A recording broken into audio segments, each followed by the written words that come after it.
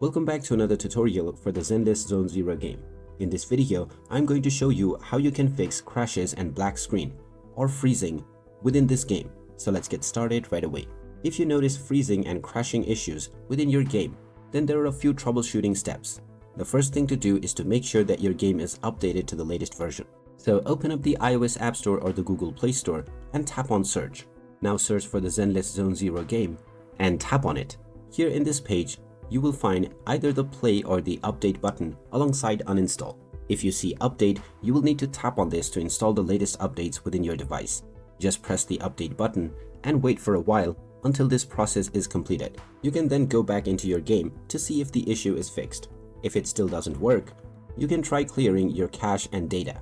Long press on the Zenless Zone Zero game and tap on the application info button. Here tap on forced stop to stop the application and then go into storage. Now within storage, try clearing the cache and the data of the game. Remember that clearing the data will mean that you will need to log into your account once again. So if you haven't saved your progress, then your progress so far will be erased as well. After clearing both your data and cache, go back to your game and check whether the issue is fixed. If it still persists, the final thing that you can do is to contact the customer support. Go back to the iOS App Store or the Google Play Store and once again search for Zenless Zone Zero. Within the game page, you can find the App Support section. Tap on this to reveal the email address of the support team. You can now use this email to contact the team directly and let them know your issue.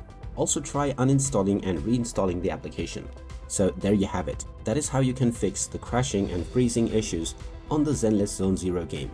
If you find this video helpful, make sure to hit that like button and subscribe for more helpful tips and tutorials. Thanks for watching, and I will see you again in the next one.